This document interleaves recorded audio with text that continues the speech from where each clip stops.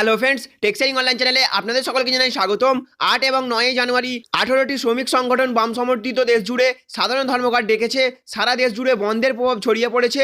সমস্ত জায়গায় school college বন্ধ আজ। পশ্চিমবঙ্গের নানান জায়গায় সকাল থেকেই বিক্ষিপ্ত অশান্তির খবর মিলছে।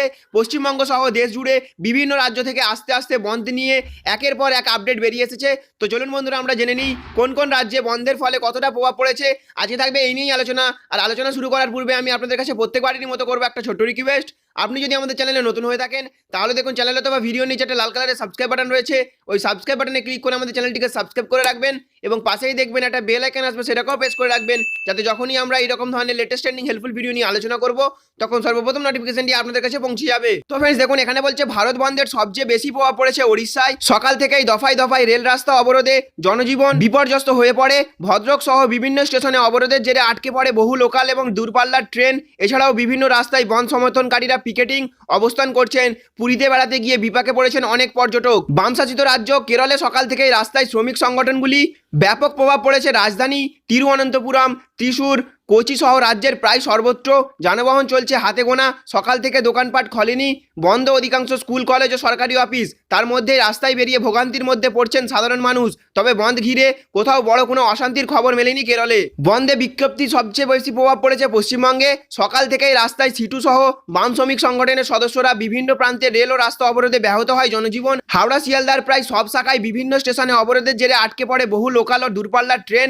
এছাড়া গড়িয়া বাজারে বাস ভাঙচুর, যাদবপুর 8B বাস স্ট্যান্ডে পুলিশের সঙ্গে ধস্তাধস্তি, বারাসতে স্কুল বাসে ভাঙচুরের মতো অশান্তির ঘটনাও ঘটেছে। রাজ্যের অন্যত্র মিছিল অবরোধ হয়েছে। মহারাষ্ট্রের বিভিন্ন জায়গাতেও ভারত বন্ধের ভালো প্রভাব পড়েছে। মুম্বাইয়ে বৃহন্মুম্বাই ইলেকট্রিসিটি সাপ্লাই এবং ট্রান্সপোর্টের কর্মীরা সোমবার মধ্যরাত থেকেই ধর্মঘটকে সফল করতে পথে নেমে পড়েছেন। সকাল থেকেই ব্যাহত বাস পরিষেবা। তবে সরকারি তরফে জানানো হয়েছে 40টি অতিরিক্ত বাস চালানো হচ্ছে। অসমেও ঠিক একই খবর। বন্ধের জেরে জনজীবন ব্যাহত অসমেও। গুয়াহাটি সহ বিভিন্ন স্টেশনে রেল অবরোধে আটকে পড়ে বহু ট্রেন। অন্যান্য যানবাহনও চলছে খুব কম। কেন্দ্রীয় ট্রেড ইউনিয়নের কর্মীরাও বিভিন্ন জায়গায় মিছিল অবস্থান বিক্ষোভে সামিল হন।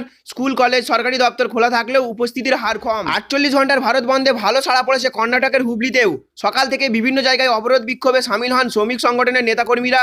তবে বেঙ্গালুরুতে জনজীবন স্বাভাবিক রয়েছে বলেই খবর পাওয়া গিয়েছে। দিল্লিতেও পড়েছে বন্ধের প্রভাব, তবে মোটের ওপর জনজীবন স্বাভাবিক। সকালের দিকে পথপরগঞ্জ সীমাঞ্চলে মিছিল করেন বাম শ্রমিক সংগঠনের সদস্যরা।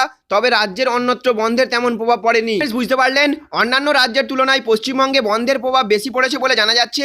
বহু জায়গায় বাস ভাঙচুর, মিছিল অবরোধ থেকে শুরু করে একের পর এক অশান্তির ছায়া পড়েছে পশ্চিমবঙ্গে। তো ফ্রেন্ডস, এই বন্ধের ফলে আপনার কতটা অসুবিধা হচ্ছে, এই ভিডিওটি যতজন দেখছেন সকলের কাছে রিকোয়েস্ট করব আপনাদের ওখানে কেমন প্রভাব অবশ্যই নিচে কমেন্টে জানাবেন। তো ফ্রেন্ডস, আজকের ইনফরমেশন এতটুকুই। যদি আমার দেওয়া ইনফরমেশনটি আপনাদের ভালো লেগে থাকে তাহলে অবশ্যই একটা লাইক করবেন। চ্যানেলে নতুন হয়ে থাকলে চ্যানেলটিকে সাবস্ক্রাইব করবেন এবং ফ্রেন্ডস অবশ্যই ভিডিওটি সকলের কাছে শেয়ার করে সকলকে জানিয়ে দেবেন। Thank you friends, thank you for watching.